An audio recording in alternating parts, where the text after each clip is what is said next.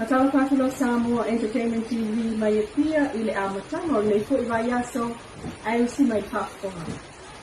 Watofua nei le ofisa whaasalau mola na tusita i ala lima ta ita inaia na ngā luenga whai. Ile anga ili lumanai. Ile ana whaalau loa ai ia leata i ala le maoto le ofisa o le fono. Le tofilau eti ale sana i mulinu. Na taimua le whaamoemoe ile maftanga whaalea o onga mai na awai li lata le tolu sifulu tangata whaasalau. E au fia i tu stala whaatonu ofisa whaasalau o pueata ma le au pue TV. O le mai ane o le whituwha inga na whaasoa ai le sui whailau tusi o le fono. Le sunga yonita tuia. I le tā ua le mulmulta ia o aia inga matula fono o le maota ele au whaasalalau. Na whaasoa fo i le sui le Pac-Mans Steve Chase. I lona se la fia mai taimi sa ave ai matangata whaasalau whaapitoa. Ale ABC i Australia i mata upu whaaporkiki. Peita i le sauninga na whaalau no ai i le tusita iala. Na sauno ai le whongwhetalai o le mota. So ngā li o pali i ta eo muspau. E whaaftaia le awano ua ia maua ai maise o lona taimi. E ngā rulu e whaatasi ai o tu stala au whai ngā rua ngā le whono ai o sui le mota. E ana silafia sa ia le whawhekita ia so mawai o na tulanga pule le o kiso fono. Nana whamaumauna ia na tala pasoa ona sa ia na kula fono te ialai. Au nenga luenga tau. Ia se ngā luenga o lewa nanga kau suma tatu. O manatu hoi. Tau o lea. Reu ngā luenga tasirai. Ia kera kuse fono. Ia kistala. Ona e mana mia lava. Ia whasalaua mi tala whamaon. Tala mana mia. Lea o whatina. Ia wala ne moni. Ia manamitu. Ia tau hana tusida.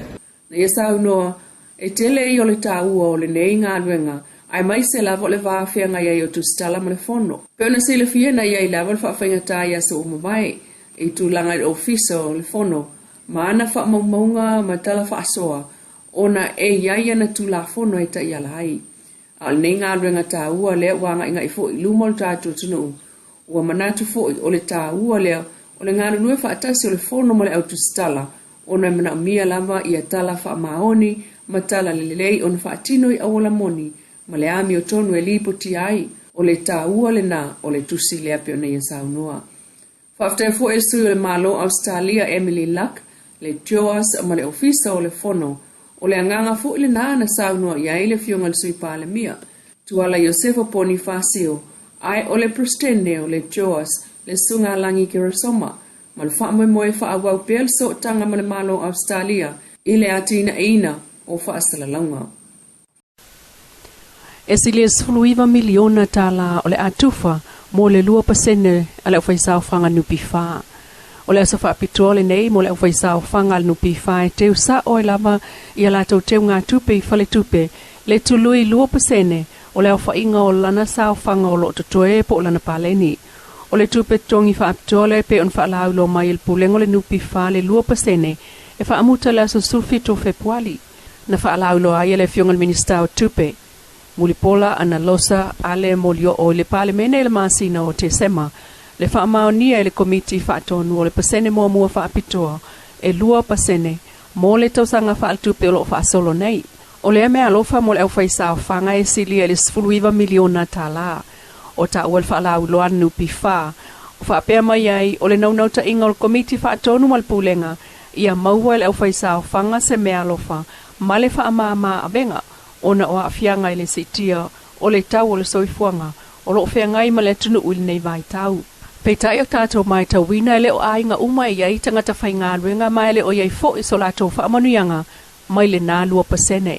O le whaamanuianga 2% lea, paule whainga e mawai, o le teu sa o lava, i le teu ngā tupe, le faltupe, mai au ai, ona le stala i lunga sota inga televave, ma ia mauti noa o lo le lei lava le numero le teu ngā tupe, i le fale tupe whaalu sa o ia i le 2% le amata i le so.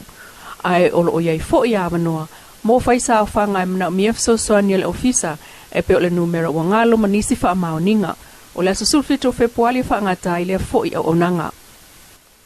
O le sunga whawhenga inga le whakasa la mangoto, Reverend Whaatafa Nefu, Leia na taitaina ia le sauninga whaaftai le kalesia whaapotopotonga Kirisiano Samoa ia pia i le asana te nei. O le sauninga na o fiai ma le sunga whawhengainga malolo, Reverend Elder le umafalto ese. Whaape foi ia le fionga le sui o le whona sui tofia le mamea tui le tufunga ropati. Na ia whongaina le saunanga autu e alo ia ai le foi aso whaapitoa i tono le kalesia. So ai mal saunuanga a le sui o le malo i le nuu le sungatu i le tufunga Fritz tui avii ma whaasolo tuai i le tufa o mea lofa mo sunga i whaafengainga na iai e au fiai Reverend Whaatafanefu, Reverend Tulipe Leilua, Reverend Maleifua lo mitusi Tanielu, Reverend Dr. Latu Latai, Reverend Elder Lea Uma Falto Ese, ma le sunga Pastor Siaosi Peseta. O le tau fiai o ngā ruenga whaavai taimi mo se taimi le tu mau lena saunoa iai le sui palmia. E whionga tuala Iosefo Ponifasi o le whaai ungo le vaiaso e whaamanino le tulanga. O loo whaawau pea o na whaapawhala mo se taimi le tu mau. Whai ngā malanga mo ngā ruenga whaavai taimi mo le masina le neo Januari. Tau wha mai ar ngā ruenga le komiti tō fia le kāpeneta. O loo a fiai manisi o whaurulunga mo tā ngā ruenga le malo. I le toe ilo ina o le whainga whaavai, ma wala o lo whaatino ai le nei Paul Kalame. E whaatau foi le maua o awanoa tutusa mo tangata anu o Samoa. E whiliwhilia mai i nuu mawhioanga, ai maise le whaatau aina o le sao, o le pule mamalu a lii mawhaipule, e aua iai i le nei Paul Kalame. Ua se tia le anoano o le mau whaafitauli wa alia li bai, I tama whanau sa ngā lue, pe o lo ngā lue pea, o nā o fia i le nei Paul Kalame. Ma ua o lava i na ia whaina ai le soifua o nisi.